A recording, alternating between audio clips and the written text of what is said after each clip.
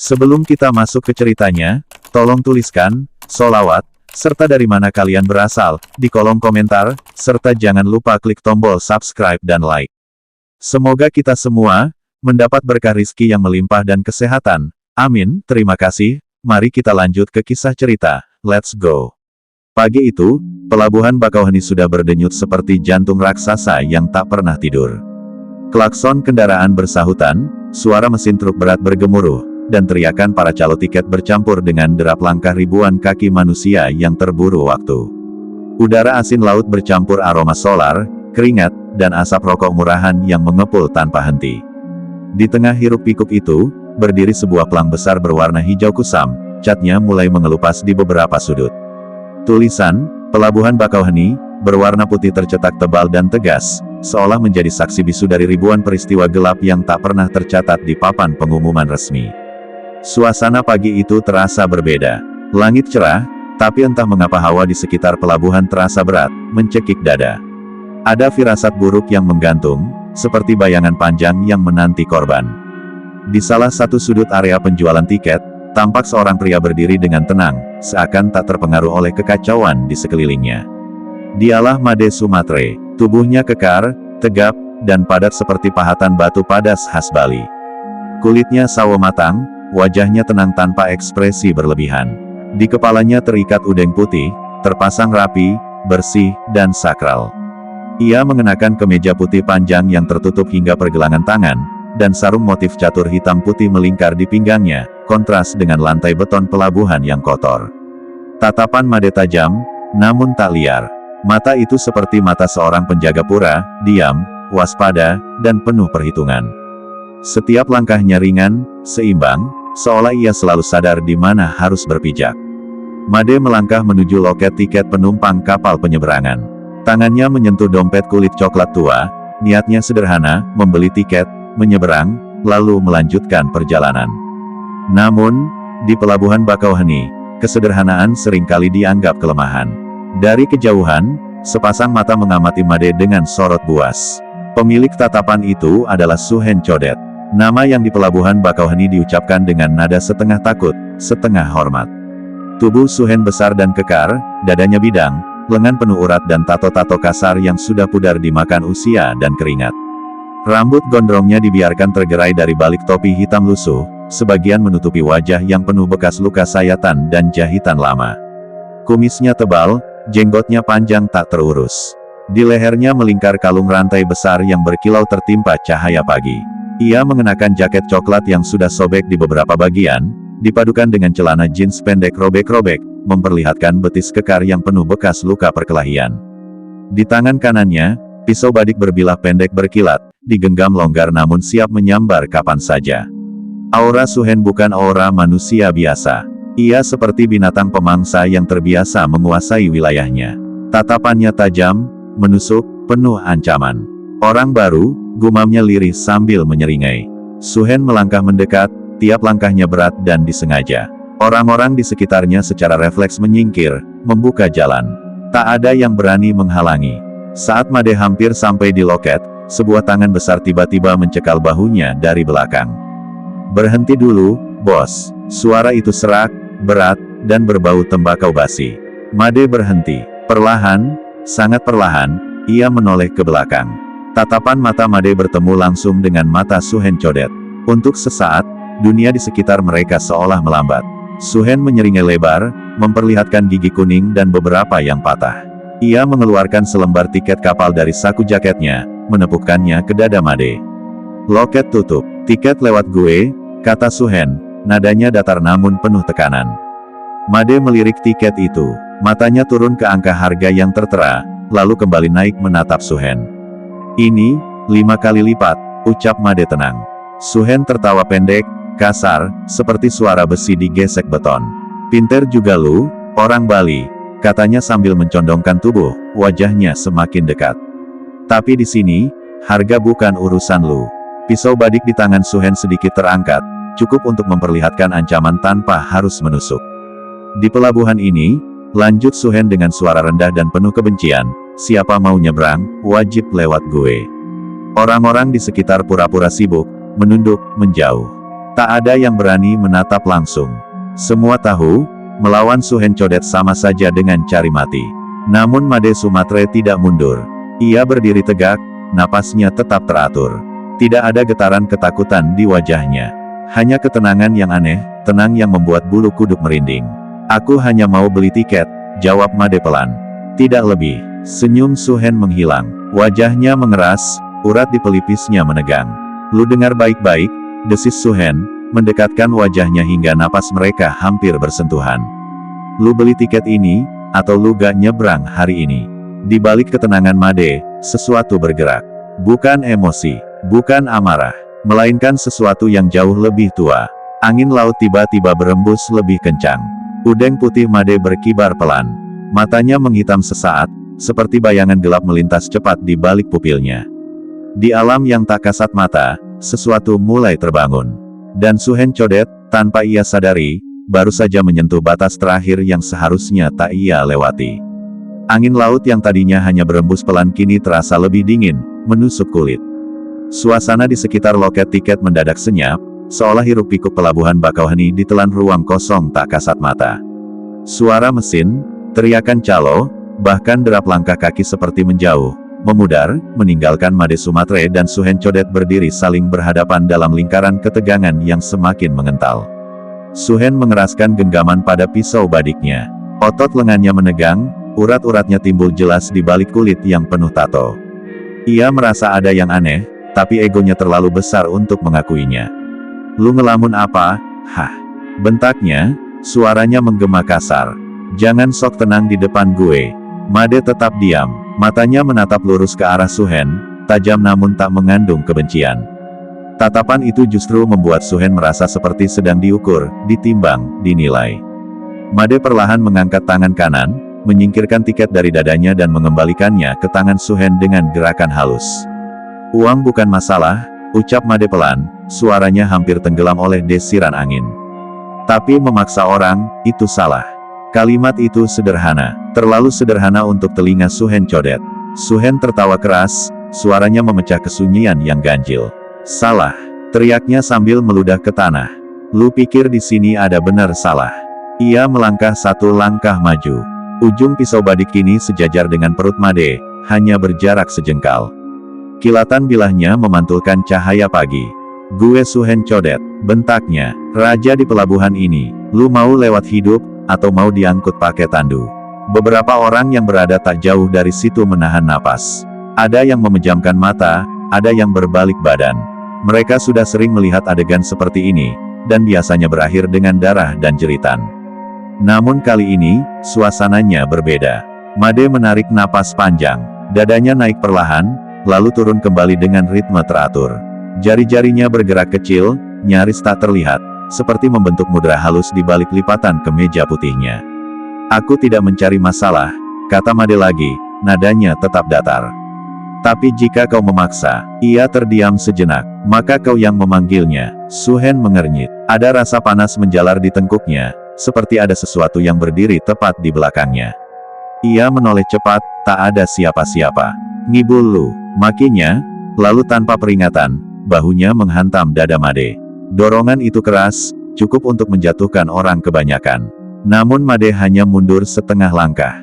Kakinya tetap menapak kuat di beton pelabuhan. Itulah saat pertama kali keraguan menyusup ke hati Suhen. Anjing, gumamnya lirih. Amarahnya meledak.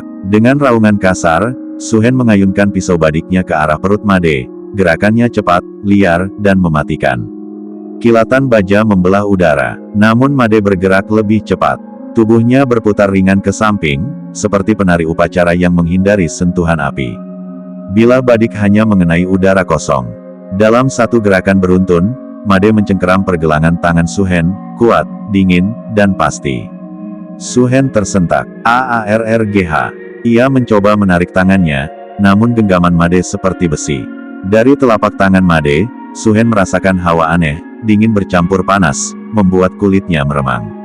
Lepasin, bangsat, teriak Suhen sambil menghantamkan sikunya. Made melepaskan genggaman itu dan mundur selangkah. Tapi saat itulah sesuatu berubah. Langit yang tadi cerah mendadak redup. Matahari tertutup awan tipis yang bergerak cepat, seolah didorong kekuatan tak terlihat. Angin berputar di sekitar mereka, membawa bau amis, bau tanah basah dan darah lama. Suhen terhuyung. Pandangannya berkunang-kunang. Apa-apaan ini? Gumamnya. Ia melihat bayangan hitam melintas di sudut matanya. Saat ia menoleh, bayangan itu lenyap. Jantungnya berdetak semakin cepat. Made kini berdiri tegak, kedua tangannya terlipat di depan dada. Udeng putihnya berkibar pelan, meski angin di sekeliling orang lain tak terasa sekuat itu.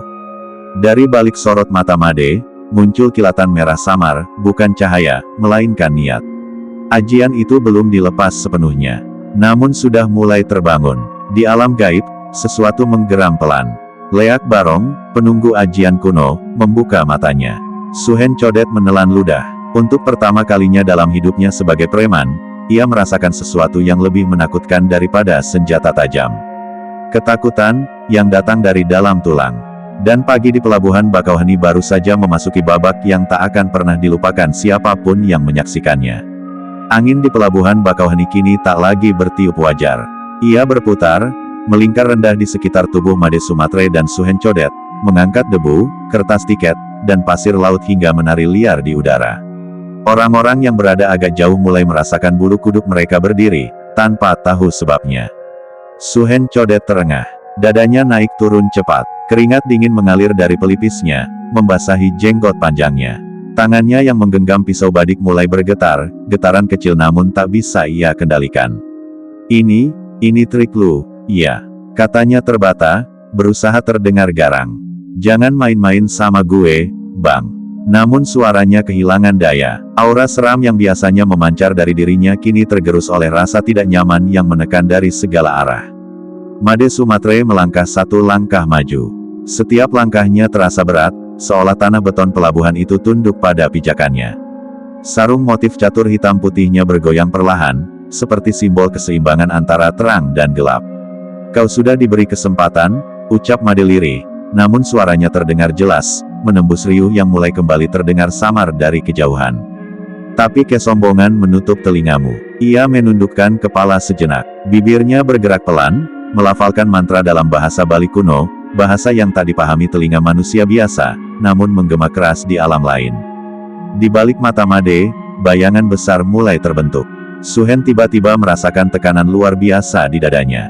Seolah ada sesuatu yang duduk tepat di atas jantungnya. Napasnya tersengal. Ia terhuyung, hampir jatuh berlutut. Di pandangannya, dunia berubah. Pelang hijau bertuliskan, Pelabuhan Bakauheni, terlihat memanjang dan bergetar. Warna putihnya memudar, digantikan bayangan hitam pekat yang merayap seperti asap. Di belakang Made, Suhen melihat sosok besar samar, berbulu lebat, bermata merah menyala, dengan taring panjang dan wajah menyerupai singa iblis. Barong, bukan Barong Tari yang ia lihat di televisi. Ini adalah Barong Leak, wujud ajian yang hidup dari amarah dan keangkuhan musuhnya. Tidak mungkin, Suhen bergumam. Suaranya nyaris menangis. Ia mengangkat pisau badiknya, berusaha mengumpulkan sisa keberanian. Dengan teriakan histeris, ia kembali menyerang, menusukkan bilah tajam itu ke arah dada Made. Namun sebelum pisau itu mencapai sasaran, DUARR, Suhen terpental. Tubuh besarnya terlempar ke belakang seolah dihantam banteng tak terlihat. Ia menghantam lantai beton dengan suara keras, napasnya terhempas keluar dari paru-parunya. Pisau badik terlepas dari genggaman, berputar di udara lalu jatuh berdering beberapa meter jauhnya. Orang-orang menjerit, "Ya Allah, apa itu barusan?" Dia mental sendiri. Made tidak menyentuh Suhen. Ia hanya berdiri, kedua kakinya menapak kuat, matanya menatap lurus. Namun bayangan Barong di belakangnya kini semakin jelas, rahang terbuka, taring berlumur bayangan darah, napasnya seperti angin panas bercampur bau besi.